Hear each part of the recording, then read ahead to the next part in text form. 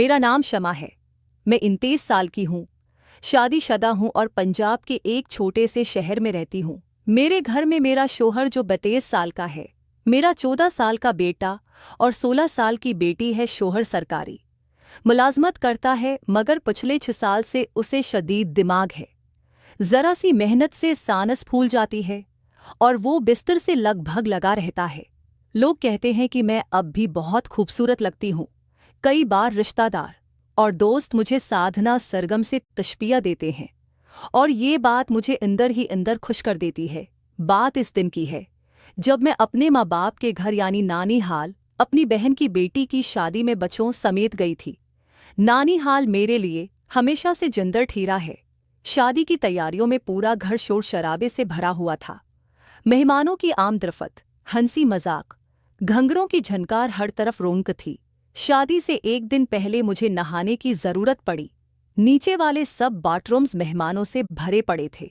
मजबूरा मुझे छत पर बने बाथरूम की तरफ जाना पड़ा।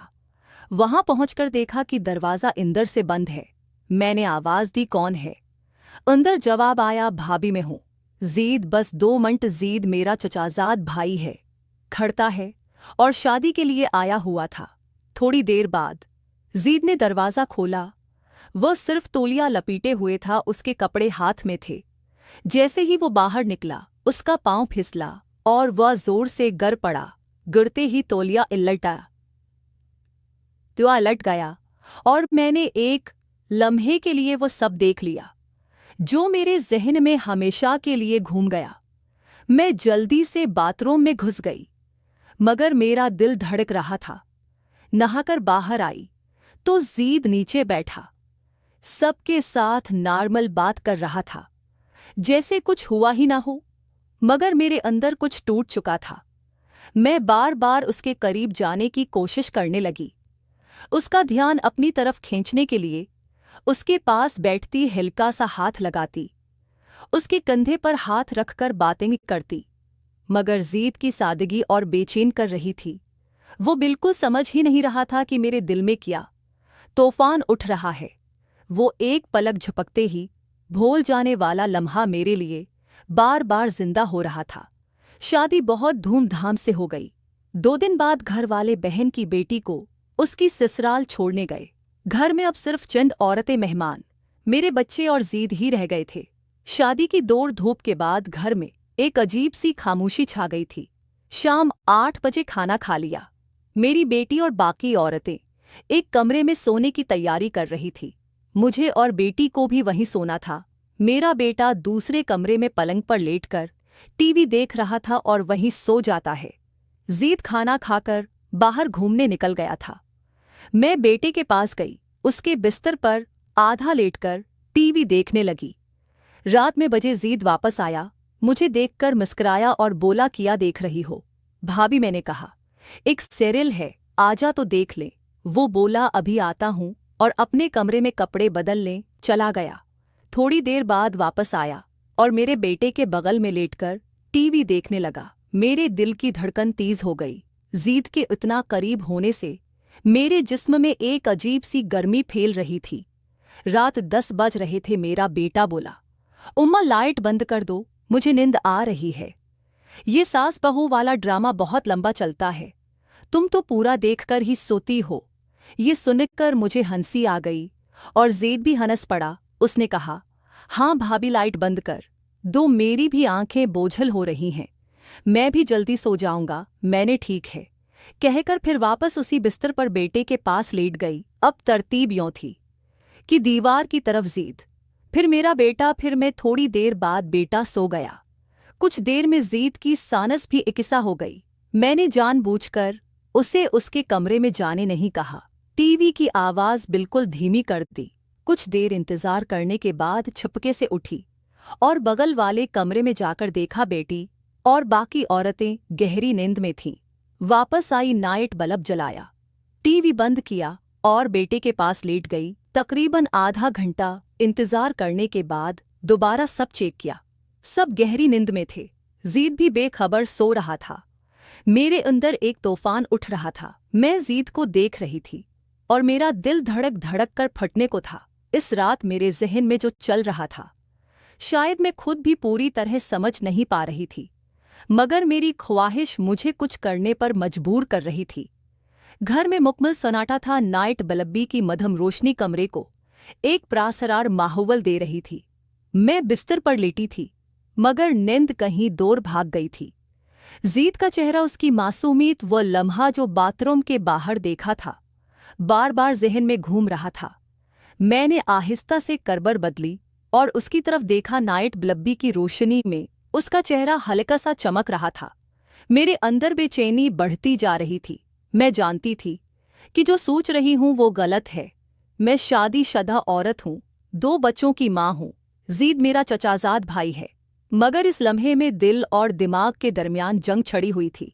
ख्वाहिश मुझे आगे बढ़ने को कह रही थी और ज़मीर रोक रहा था। मैंने आहिस्ता से उठने की कोशिश की। बेटा हल्का सा हल्ला में रख गई, डर से सांस रख गई। कुछ पल इंतजार करके जब यकीन हुआ कि वो दोबारा सो गया है, तो हिम्मत करके बिस्तर से उठी। मेरे कदम कांप रहे थे, मगर मैंने खुद को संभाला और जीत के पास पहुंची। वो अब भी गहरी नींद में था। मैंने चारों तरफ देखा कि कोई जाग तो नहीं रहा, सब खामोश था। मैं उसके बगल में बैठ गई, मेरे हाथ कांप रहे थे। मैंने आहिस्ता से उसका कंधा छुआ, जैसे हल्का सहीका सा झंझोड़ कर देखूं। वो नहीं जागा। मेरे अंदर तूफान था।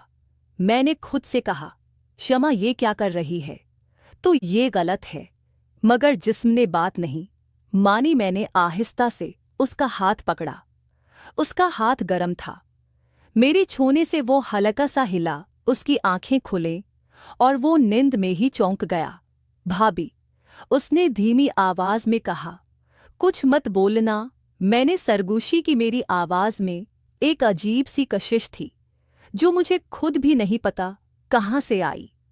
ज़ेर ने आंखें मिलते हुए मुझे देखा किया हुआ। भाभी सब ठीक है? उसने पूछा। उसकी आवाज में मासूमियत थी। मैं कुछ पल चुप रही। मेरे जहन में सैकड़ों बातें एक साथ दौड़ रही थी। मैंने कहा, हाँ सब ठीक है, बस नींद नहीं आ रही। वो हल्का सा मुस्कुर आया और बोला, टी चला लविया, बाहर टहल लो। उसकी सादगी मेरे दिल को और पघला रही थी।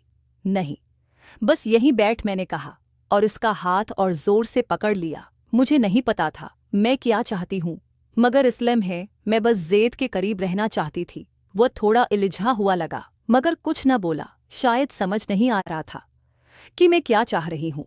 मैंने आहिस्ता से उसका चेहरा अपनी तरफ किया और उसकी आंखों में देखा। उसकी आंखों में सवाल था, मगर वो चुप रहा। मेरे दिल की धड़कन इतनी तेज थी कि मुझे लग रहा था वो भी सुन लेगा। ज़ीद, मैंने धीमी आवाज में कहा, तो बहुत अच्छा है। वो हल्का सा हंसा और बोला, भाभी आप भी तो बहुत अच्छी हैं, मगर इतनी रात को ये सब क्यों? मैंने जवाब न दिया। मेरे पास जवाब था भी नहीं। मैंने बस उसका हाथ और किसकर पकड़ा और आहिस्ता से उसके करीब से रख गई। उसने एक बार फिर मेरी तरफ देखा। इस बार उसकी आंखों में थोड़ा डर और थोड़ा हैरत था।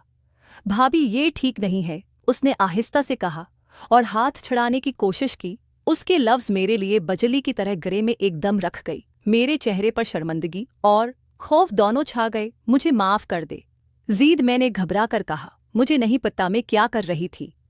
ज़ीद ने कुछ न कहा। वो चुपचाप उठा और अपने कमरे की तरफ चला गया। मैं वहीं बिस्तर पर बैठी रही। मेरे आंसू रखने का नाम न ले रहे थे। मैंने खुद को कोसना शुरू कर दिया। शमर, तूने ये क्या कर दिया? तूने ने सब कुछ दांव पर लगा दिया। इस रात में सो न सकी। सुबह होने तक अपने ख्यालों में उलझी रही। ज़ीद ने अगले दिन मुझसे बिल्कुल नॉर्मल बात की, जैसे कुछ हुआ ही ना हो। मगर मेरे दिल पर बोझ था। मैं जानती थी कि मैंने एक बड़ी गलती कर दी है और अब उसका बोझ हमेशा उठाना पड़ेगा। मैंने इस रात के बाद खुद को बहुत कोशिश की कि सब कुछ नॉर्मल कर लूं। सुबह हटकर सबके साथ चाय पी, बच्चों को नाश्ता करवाया, घर के कामों में लग गई। अथर से एक भारी बोझ था जो उतरने का नाम नहीं ले रहा था। ज़ीद भी सुबह से बिल्कुल नॉर्मल था।